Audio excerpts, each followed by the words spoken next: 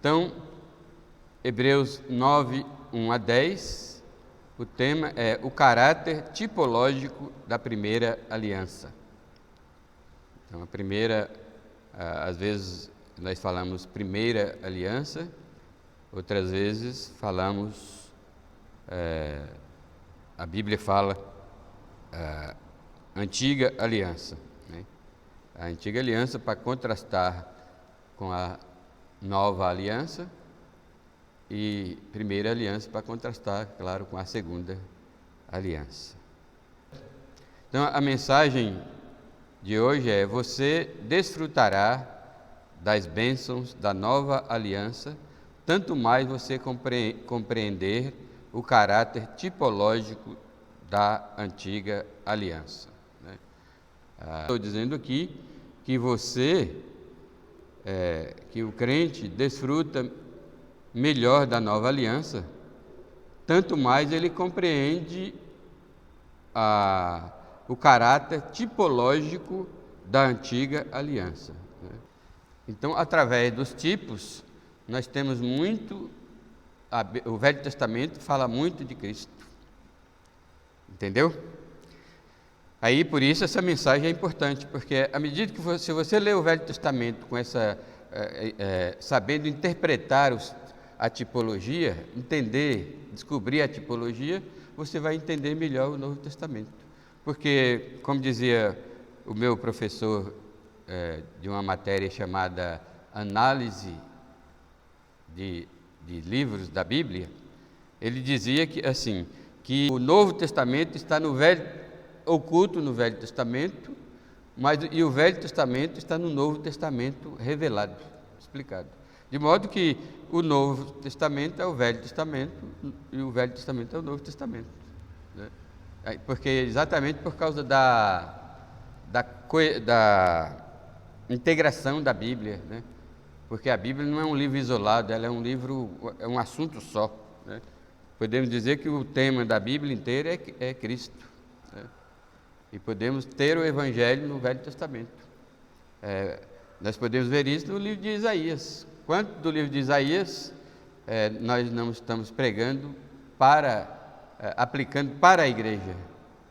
Todas as pregações que eu fiz, até hoje, eu fiz as pregações de Isaías aplicando para a igreja. Entenderam? Então, é importante se esforçar para entender as tipologias da Bíblia. Aí você vai desfrutar ao entender mais a nova aliança. E essa passagem, como eu disse, tem 3 temas, né? E o tema 1, que vai de 1 a 10, ele só nos fornece 2 pontos principais, né? O primeiro é que a antiga aliança começa com a construção do tabernáculo. Então, a gente precisa compreender quando começou a antiga aliança. Assim como em Isaías, nós estamos aprendendo como e quando começou a nova aliança. Vocês aprenderam como começou e quando começou a nova aliança? Lá em Isaías, nós estamos aprendendo isso. E aprendendo quando começou e como começou, isso já clareia muito a nossa fé. Porque a nossa fé ela é alicerçada na palavra de Deus. Então, se você lê a palavra de Deus e não entende, aí não tem como alicerçar a sua fé naquilo que você não entende. Foi por isso que o eunuco começou evangelizar, aliás, Filipe começou a evangelizar o eunuco lá em Atos capítulo 8, a partir desta pergunta: entendes o que você está lendo? Então, quando você estiver lendo a sua Bíblia, você pergunta a si mesmo: será que eu estou entendendo o que eu estou entendendo? O que eu estou lendo? É claro, se você for um cavador, um garimpeiro bom, ou um cavador de poço, de cisterna, você não desiste só porque você não entendeu a primeira leitura. Você vai fundo, né? Até compreender o que você leu. Então, o primeiro ponto dessa mensagem a respeito do caráter tipológico da antiga aliança, da primeira aliança, é que a antiga aliança começa com a construção do tabernáculo. Ou seja, o tabernáculo é uma peça central na construção da antiga aliança, certo? Aí o título, o capítulo 9 inicia assim: ora, a primeira aliança também tinha preceitos de serviço sagrado, e o seu santuário terrestre. Só essa informação aqui, porque mesmo o autor vai dizer que ele não quer, no versículo 5, diz que ele não quer tratar detalhadamente desses assuntos agora, né? Só mais para frente. Mas o autor da Epístola aos Hebreus deseja informar aos judeus cristãos, com o propósito de convencê-lo da superioridade da segunda aliança sobre a primeira, né, da nova aliança sobre a antiga, né, dizer que também a nova aliança era importante para a época, porque ele era a aliança, né, a primeira aliança, também tinha preceitos de serviço sagrado, ou seja, de adoração a Deus. E para se ter adoração a Deus, é preciso um santuário, né? Então eles também tinham o seu santuário, só que um santuário terrestre, né? Terrestre porque nós já vimos no capítulo 8 que o santuário da antiga aliança era cópia do santuário celeste, né? Ele vai dizer aqui que a primeira aliança tinha seu santuário sagrado, só que era construído por mãos humanas. E era cópia de um que não era construído por mãos humanas. Porque um se situava na terra, por isso é terrestre, claro, e o outro situa-se no céu, ou seja, celeste. Já vimos essa diferença aqui, né, no capítulo 8. O santuário terrestre ele é temporário, mas o santuário celeste ele é eterno. Então, até hoje, está lá assentado para sempre o santuário celeste. E é lá que é de lá do santuário terrestre, celeste, que Jesus, como mediador da nova aliança e como sumo sacerdote, realiza os serviços sagrados, cuja semelhança era o sacerdócio Arão. Então, o sacerdócio Arão carregava certa semelhança com os ofícios, os trabalhos de culto, os serviços sagrados do céu. Então, Jesus está lá no sacerdócio, no santuário, exercendo o seu sacerdócio. E como já vimos até aqui no capítulo 8, é um sacerdócio de intercessão pelos crentes, né, por todos aqueles que hão de herdar a vida eterna. É importante a gente entender que o tabernáculo foi construído por Moisés, mas era um tipo de Cristo. O tabernáculo, assim como todos os seus utensílios, são revelações, né, da pessoa de Jesus Cristo. Se você entender, ler o Velho Testamento, especialmente o livro de Levítico, né, onde os trabalhos de culto são detalhados, em cada coisa ali, cada procedimento dos sacerdotes, cada utensílio existente lá no santuário é uma revelação da pessoa de Jesus Cristo. Isso é importante entender. Aí ele começa com os detalhes dos utensílios do tabernáculo, né? Aí eu fiz aqui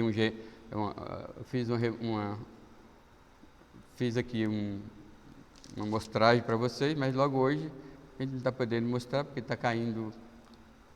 Vocês querem insistir aí em ver? Eu vi um sim ou não, mas eu gosto mais de sim. Eu sou como Jesus, sim, sim e não, não. Então, eu vi um sim, aí...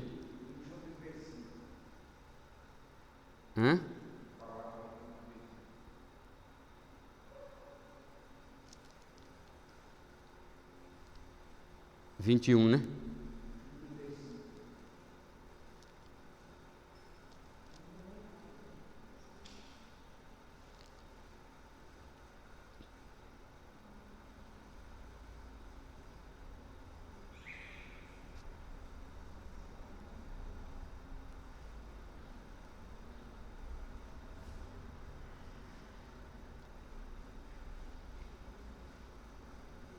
Então, aí, o tabernáculo e seus compartimentos tipológicos.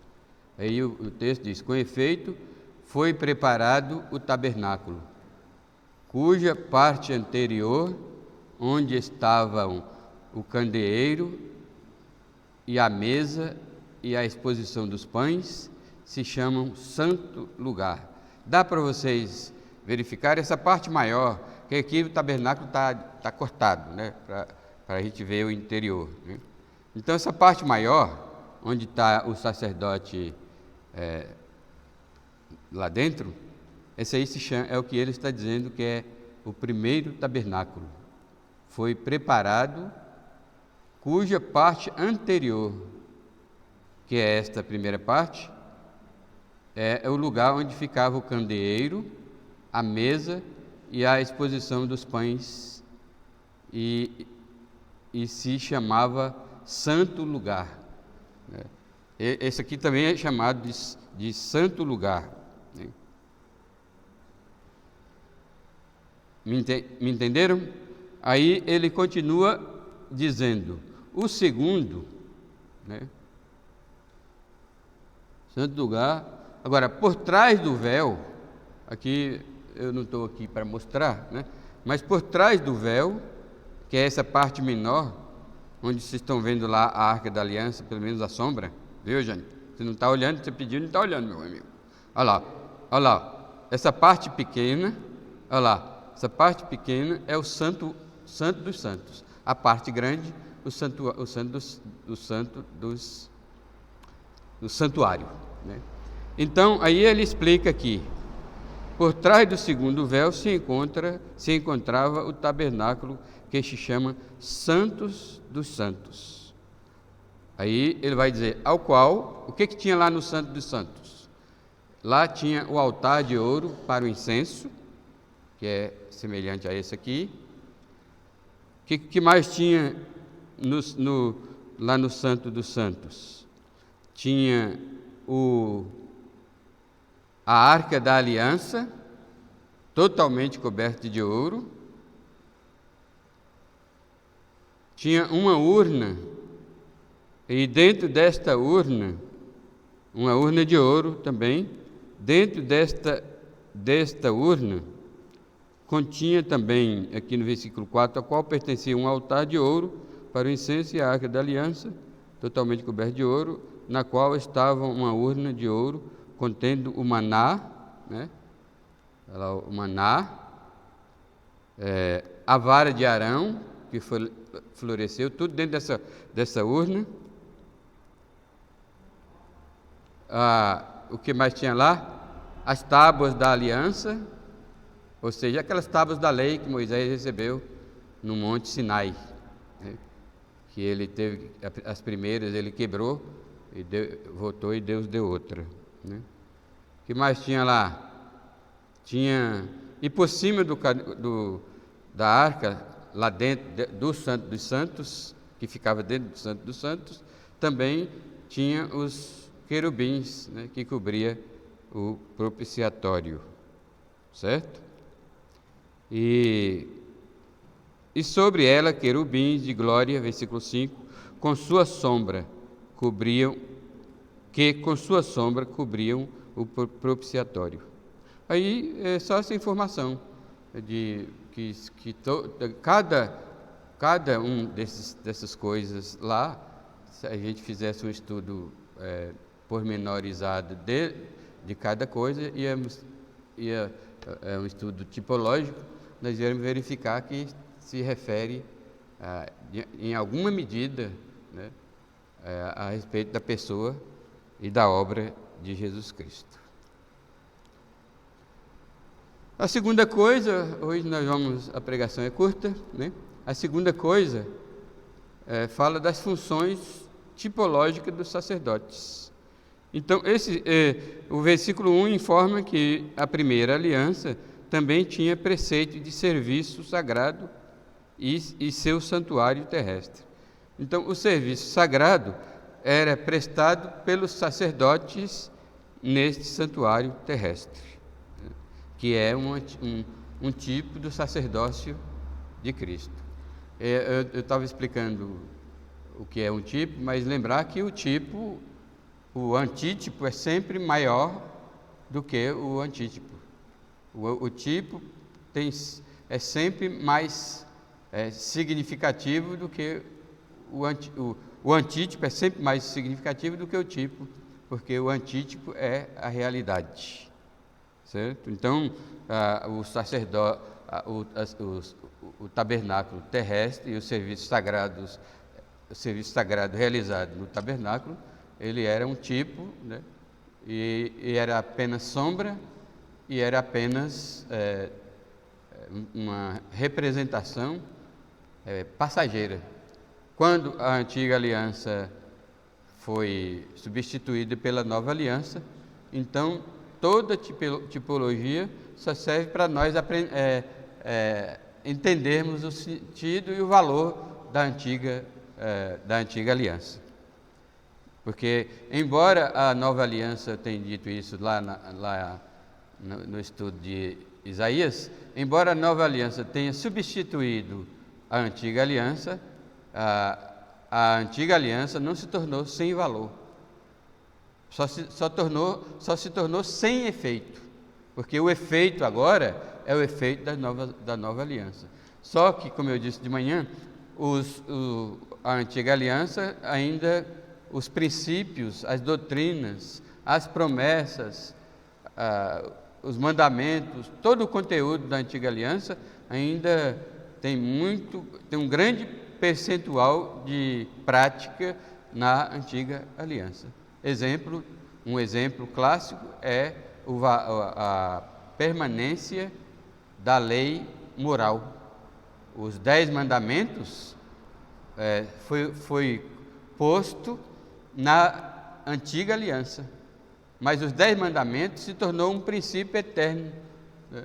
E passou a vigorar também na nova aliança. Só que com uma diferença, que você já sabe.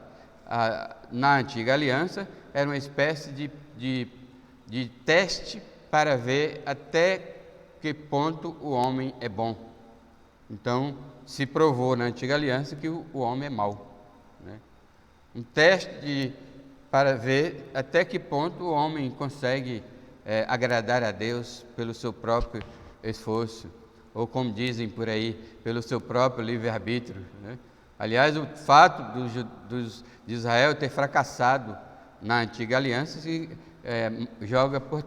lança por terra a doutrina falsa do livre-arbítrio, ou seja, não existe. Porque se existisse, os judeus tinham poder de escolher o bem e não o mal. Mas eles não tinham poder nem de escolher nem o bem e o mal, eles eram sempre lançados sobre o mal. Isso é a história de todo homem, ele sempre escolhe o mal. Não que ele escolhe o mal, é porque ele não consegue tomar uma decisão de escolher o bem em face a face com o mal. Então a antiga aliança tem também essa utilidade para nós, né? Então a diferença entre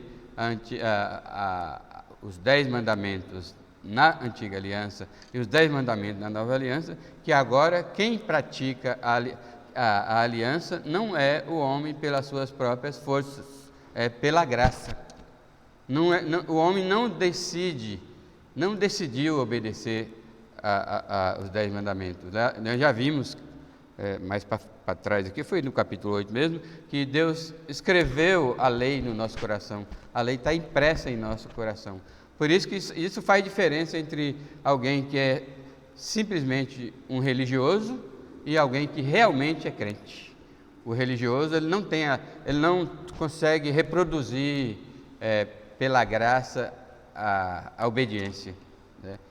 O religioso se esforça, mas está sempre errando, porque ele não tem a graça de Deus. É a diferença entre o crente e o incrédulo, ou como nós trabalhamos semana passada, ou o crente fingido que pratica hipocrisia religiosa. Dentro da igreja, ele pode ser muito bem, pode se comportar muito bem. Na presença de pessoas, ele pode se comportar muito bem, mas não, porque ele faz certo esforço, tem ali o exemplo das pessoas, do seu convívio, mas na hora que ele está só, e ele enfrenta o desafio de obedecer e não obedecer, como ele não tem o suporte da graça, a tendência é sempre desobedecer. Essa é a diferença entre a lei moral no Antigo Testamento, ou na Antiga Aliança, na Primeira Aliança, e na Nova Aliança, no Novo Testamento, na vida cristã de hoje e de sempre. Então, o segundo ponto aqui é acerca das funções tipológicas dos sacerdotes. Então, lá no santuário terrestre, os sacerdotes realizavam o serviço sagrado. Como? Aí o versículo 6 em diante, até o versículo 10, explica aqui em detalhe. Ora, depois de tudo isto, assim preparado, né, porque isso aqui é interessante, porque você lê o livro de Êxodo, livro de Levítico, o sacerdote Arão, por exemplo, e seus filhos não trabalharam, não exerceram serviço sagrado, ou seja, de adoração a Deus, até que o tabernáculo foi construído. Eles começaram a oficiar a partir da construção do tabernáculo. Por isso que eu disse lá no início, a antiga aliança começou com a construção do tabernáculo. Ora, depois de tudo isto assim preparado, continuamente entram no primeiro tabernáculo, que é essa parte aqui, ó, que eu mostrei para vocês.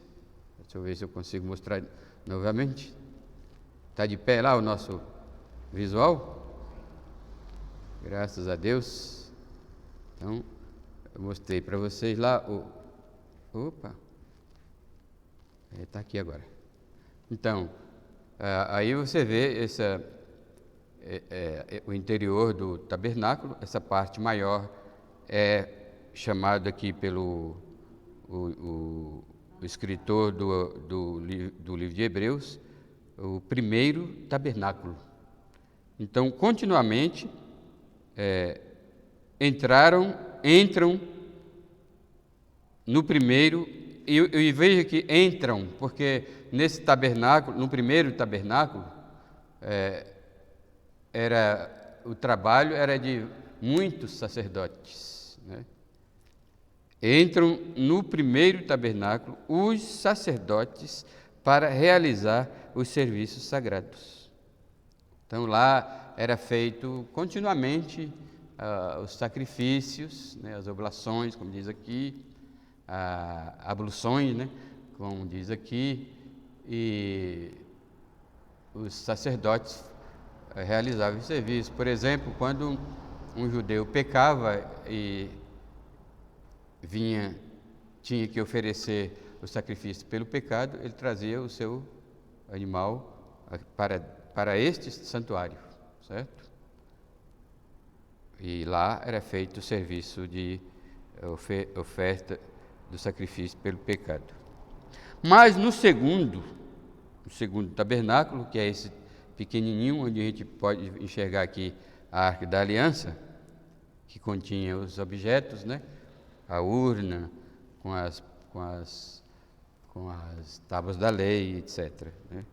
Mas no segundo, o sumo sacerdote, agora singular, ele sozinho, uma vez por ano, não sem sangue, que oferece por si e pelos pecados de ignorância do povo. Então, o sacerdote, uma vez por ano, ele sozinho entrava nesse lugar, no lugar chamado Santo dos Santos, que é o segundo tabernáculo. O primeiro tabernáculo, ele já explicou lá, que se chamava Santo Lugar. Santo Lugar, Santo dos Santos. Aí a tipologia, o livro de Hebreus também explica muito da tipologia. Explica muito da tipologia. Então, no versículo 8, ele está explicando a tipologia. Querendo com isto dar a entender o Espírito Santo. Quer dizer, o Espírito Santo usava a tipologia do trabalho, do serviço sagrado executado pelos sacerdotes e pelo sumo sacerdote, né? O Espírito Santo estava ali ministrando, a fim de que futuramente os participantes da nova aliança pudessem entender qual era o propósito daquele serviço sagrado realizado no santuário e no santo lugar, no primeiro santuário e no segundo santuário.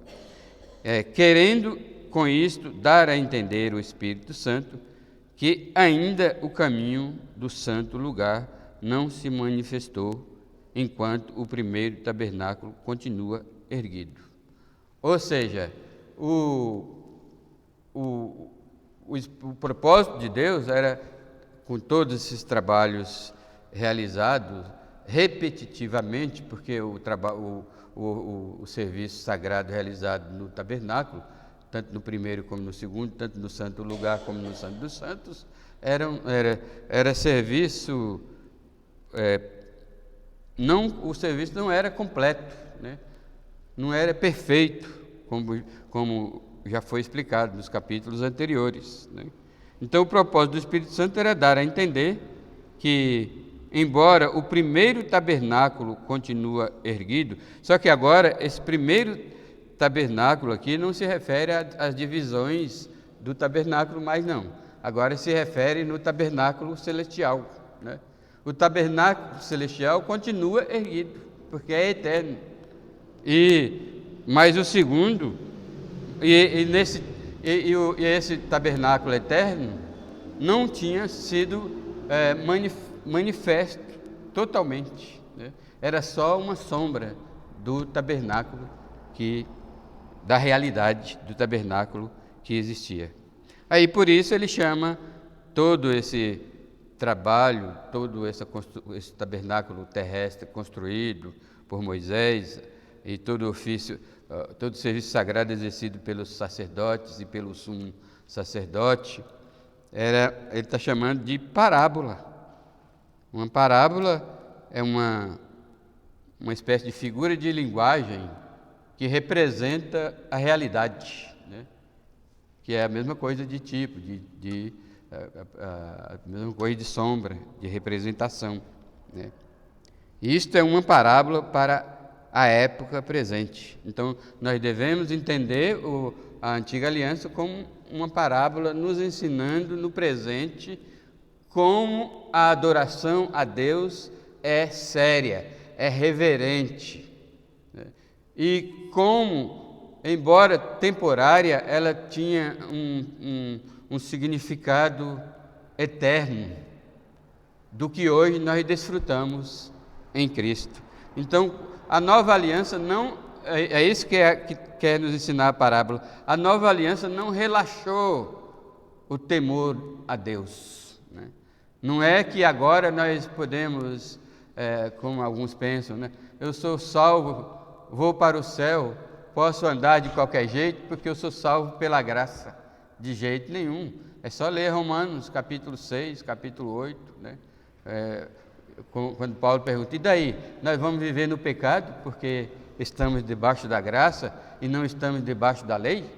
Então, essa pergunta aqui, no capítulo, nessa hora, a aplicação das coisas da antiga aliança dos ensinos da antiga aliança para nós participantes da nova aliança, a pergunta é a mesma. Não vamos viver relaxadamente, vamos adorar a Deus de todo jeito, não vamos nos preparar fisicamente, espiritualmente, mentalmente, não vamos ter cuidado naquilo que a gente fala, né? Porque eu dou muita ênfase na fala, porque a Bíblia diz, pelas tuas palavras serás justificado e pelas tuas palavras será condenado, né?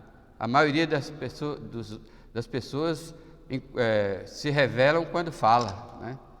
Isso o livro de Provérbios já deixa claro, que até um tolo se passa por sábio quando fica calado, né? Por isso que é importante ficar calado, porque se você for tolo, pelo menos você não vai escandalizar ninguém e nem oferecer perigo para as pessoas ao seu redor, porque você não vai ofender ninguém, você não vai humilhar ninguém, você não vai mentir para ninguém, você não vai ser falso com ninguém, né? E é por meio das palavras que a gente se revela.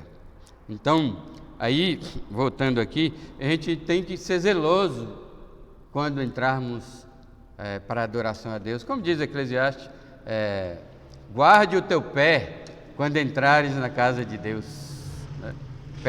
Pé aí, em Eclesiastes, é representativo do corpo todo. Então,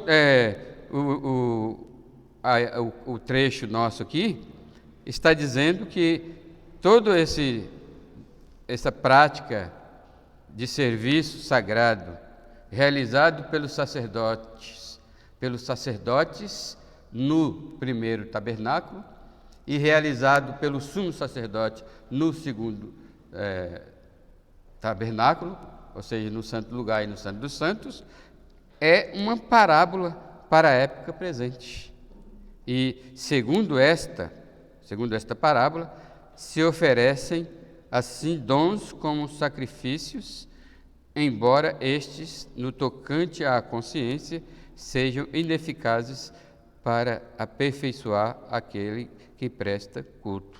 Então, mesmo com a sua incapacidade de aperfeiçoar o ofertante do culto na antiga aliança, porque aquele ofício, aqueles sacrifícios,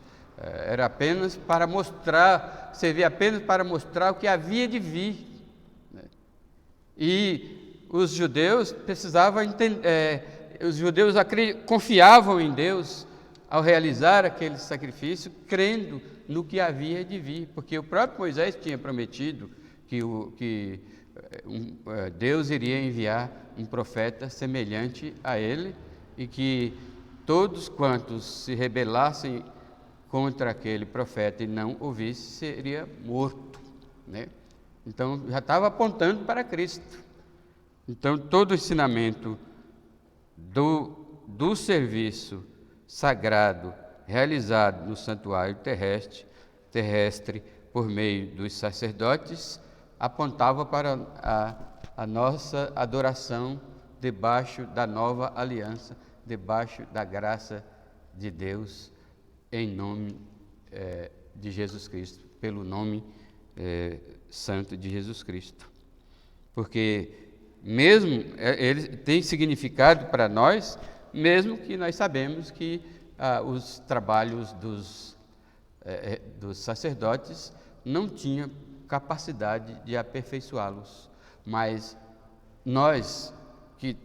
o serviço sagrado que realizamos hoje em nome de Jesus Cristo e baseado na sua morte, na sua ressurreição, na sua ascensão e no seu sacerdócio lá no santuário original, lá no céu eterno, esse serviço sagrado tem capacidade de nos aperfeiçoar, né, se for pela fé em Cristo, se for em Cristo, se for por meio de Cristo. Por isso que Paulo enfatiza: eu não vivo, Cristo vive em mim. E o viver que agora tenho na carne, e exerço essa fé, essa adoração a Deus, assim como nós estamos fazendo agora, é Jesus que faz, né? Cristo em vós, esperança da glória. É este o ensino que queria trazer para nós a prática do serviço sagrado realizado no santuário terrestre pelos sacerdotes, né? E que não passam, então lá não passava de ordenanças, né, baseadas somente em comidas, bebidas e diversas abluções impostas até o tempo oportuno de reforma. Então, tinha o seu valor até o tempo oportuno da reforma. Quando foi que começou? Quando Jesus nasceu em Belém, viveu demonstrou uma vida de santidade, de perfeita obediência à lei moral, e agradou ao Pai de tal maneira que ele foi o próprio, em vez de oferecer, enquanto realizava os cultos, o serviço sagrado, em vez de oferecer sacrifícios de animais, ovelhas, bois e a rolinha para os pobres, ele ofereceu a si mesmo. Então, o valor do tabernáculo foi ultrapassado depois que Cristo veio, o tabernáculo eterno, né? Acabou a sua importância, acabou a sua utilidade. Os sacerdotes não precisam mais realizar serviço sagrado, né? Hoje o serviço sagrado é realizado por Cristo, por meio de nós. Então, Jesus vive em nós para oferecer a Deus a adoração que seja aceita por Deus. Por isso que o Evangelho é imprescindível. O Evangelho é vital. Se você quer ser um adorador eficiente e eficaz, você tem que confiar em Jesus Cristo como seu único, suficiente Salvador, e em seu nome oferecer a Deus um culto que lhe seja agradável. Amém? Então, essa é a história do começo da antiga aliança, que apontava tipologicamente para a nova aliança, da qual nós também fazemos parte hoje, pelo amor de Deus, pela sua graça, sua misericórdia, que enviou o seu mediador superior a Moisés, como já vimos no capítulo 7 e 8. Amém? Deus nos abençoe e vamos procurar servir a Deus com retidão, com alegria e de todo o nosso coração, mas sempre alicerçado na fé em Cristo. Porque, como Hebreus vai dizer, o autor do livro vai dizer, sem fé é impossível agradar a Deus. Amém. Senhor, nosso Deus, te damos graças pela tua fidelidade na antiga aliança, pela tua fidelidade na nova aliança. Tal como na antiga aliança, o nosso culto pode ser aceito se fizermos de acordo com o manual de procedimento que o Senhor nos dá na palavra de Deus. Na antiga aliança, os sacrifícios e a adoração, muitas vezes, Deus rejeitou. O Senhor rejeitou, porque os ofertantes negligenciavam a pureza do corpo e achava que só palavras e ações fúteis e vãs poderia satisfazer a glória, a majestade, a santidade, a justiça de Deus. Então, muitas vezes eles foram rejeitados. Nós também corremos o risco de sermos rejeitados se o sangue de Jesus não purificar os nossos pecados. Por isso nós clamamos: purifica-nos de nossos pecados, Senhor, pelo o sangue do Teu Filho amado, Jesus Cristo, em cujo nome nós oramos e agradecemos o privilégio santo de estar na Tua presença. Amém. Amém? E tá firme lá ainda o projetado lá? É? Não caiu mais, né? Não caiu mais não? Graças a Deus.